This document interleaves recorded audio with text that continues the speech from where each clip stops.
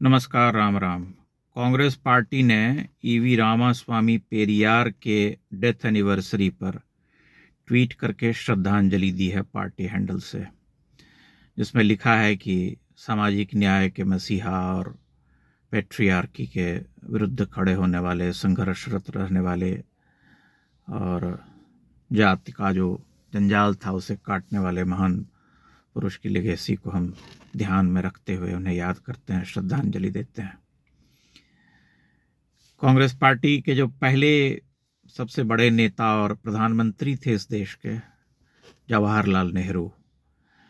उन्होंने 1957 में के कामराज को एक चिट्ठी लिखी थी, जिस चिट्ठी में पेरियार के लिए उन्होंने कुछ शब्दों का प्रयोग किया था।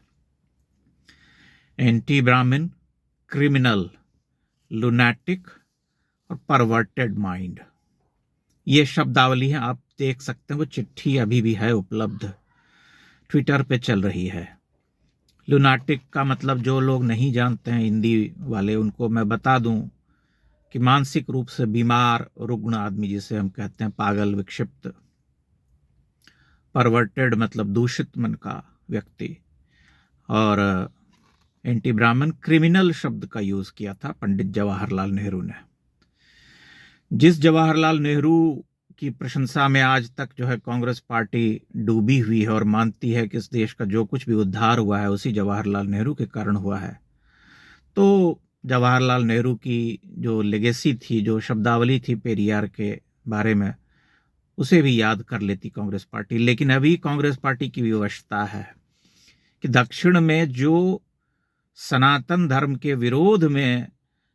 चल रहा है कार्यक्रम, एक सूत्री कार्यक्रम, जो विशेष करके तमिलनाडु में और अन्य सभी राज्यों में है, लेकिन तमिलनाडु में सबसे प्रचंड है, उससे अपने आप को जोड़े रखना। पेरियार के बारे में अधिकांश लोग जानते हैं, जो लोग नहीं जानते हैं उनको ये बता देना आवश्यक है कि 19वीं शताब्दी के उत्तरार्ध में उनका जन्म हुआ था और शुरू में वे कांग्रेस पार्टी से जुड़े हुए थे। 1925 में उन्होंने जस्टिस पार्टी की स्थापना की और उसके बाद द्रविड़ कड़गम के नाम से जो है एक शुरू हुआ आंदोलन, जो बाद में वो द्रविड़ मुनित्र कड़गम और अन्ना द्रविड़ मुनित्र कड़गम आदि आदि में विभक्त होता चला गया। पेरियार ही वो व्यक्ति थे जिसने कि पूरे दक्षिण में ये विष भरा, ये बोया बीज विभाजन का, आर्य द्रविड़, एंटी ब्राह्मणिज्म, पेट्रियार्की, भाषा को लेकर के, प्रांतीयता को लेकर के, ये सारा का सारा जंजाल जो है वो पेरियार जी का रचा हुआ है। इसीलिए आदरणीय नेहरू जी ने उनके लिए वे शब्द जो हैं प्रयोग किए थे। पेरियार न होते तो दक्षिण की राजनीति इतनी विषाक्त नहीं हुई होती जितनी आज दिखाई दे रही है, और वे उसी लेगेसी को आगे बढ़ा रहे हैं, दिनों दिन उसके विभत्स और सबसे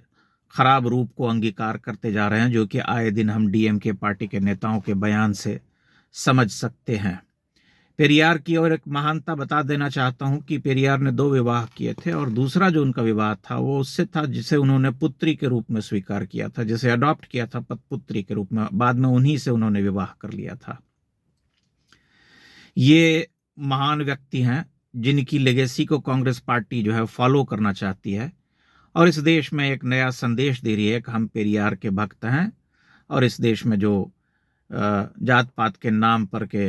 आर्य, कथित आर्यों, और विशेष करके चूंकि भाजपा को वो उससे जोड़ती है, संघ को उससे जोड़ती है, इसलिए उसे टारगेट करते हुए कांग्रेस पार्टी ने इस ट्वीट को किया है, ताकि वो जो है सिद्ध कर सके कि वो दलितों की मसीहा है, जिनके लिए पार्टी ने कभी कुछ किया नहीं। किया होता तो लोग उसे स्वीकार भी करते, बल्कि ये जितने भी छोटे छोटे क्षेत्रीय दल इस देश में उगे हैं वे सब कांग्रेस पार्टी की उपशाखाएं हैं एक तरह से, जो उनसे क्षुब्ध होकर के अलग हुए और उन्होंने अपनी पार्टियां बनाई, चाहे उत्तर में हो चाहे दक्षिण में हो। एक समय में दक्षिण में भी कांग्रेस पार्टी की तूती बोलती थी, अब उनका वहां पर सुपड़ा साफ हो चुका है और अब वे जो है तमिलनाडु में पूरी तरह से साफ हो चुके हैं। उसी तरह से अन्य प्रांतों में भी उनकी यही स्थिति है, लेकिन उनको ये सिद्ध करना है कि वे सामाजिक न्याय के मसीहा के साथ खड़ी हैं और जो है इस देश में जो आर्यों के द्वारा जो अत्याचार हुआ है उस अत्याचार को दूर करने वाली विचारधारा जो है उनकी विचारधारा है। ये कांग्रेस पार्टी का नया संदेश है। लेकिन जैसा कि मैंने कहा कि स्वयं नेहरू जी क्या भाव रखते थे पेरियार के बारे में, आप समझ सकते हैं कि वो किस तरह के व्यक्ति रहे होंगे और उन्होंने कितना जो है विष भरा है पूरे दक्षिण भारतीय राजनीति में। आप इसे पलट करके इसका इतिहास खंगाल करके देख सकते हैं। तो आप समझ सकते हैं कि कांग्रेस पार्टी की अभी क्या विवशता है और किस तरह की राजनीति कर रही है, किस तरह की राजनीति में अपना उद्धार देख रही है, क्योंकि अभी उसे यही लग रहा है कि अब किसी तरह से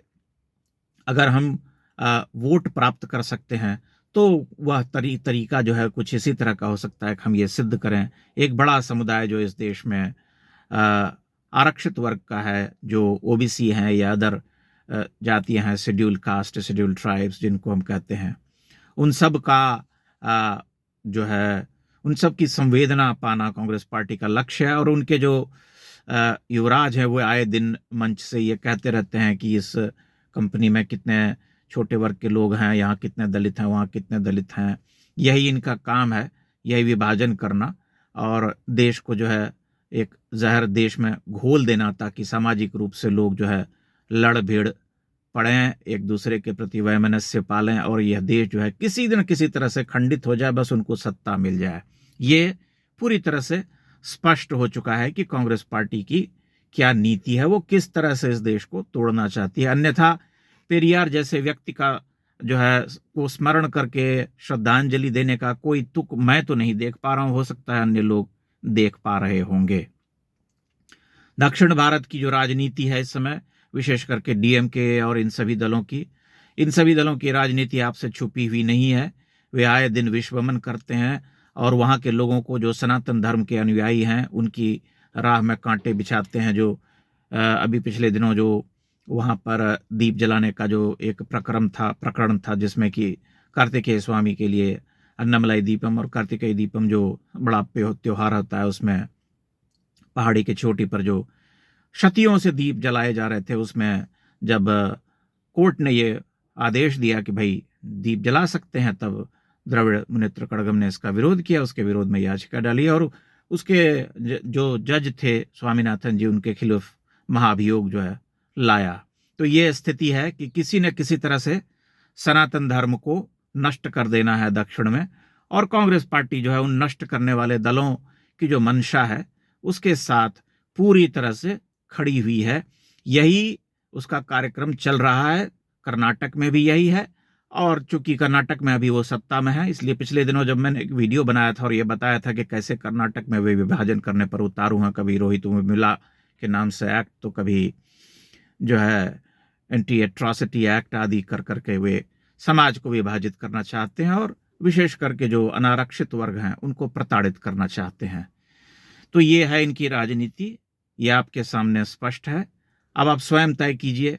कि जो लोग भक्त कहते हैं या इस तरह की टीका टिप्पणियां करते हैं, उन्हें विचार करना चाहिए कि कांग्रेस पार्टी किसका भला चाहती है इस देश में। बहुत बहुत धन्यवाद।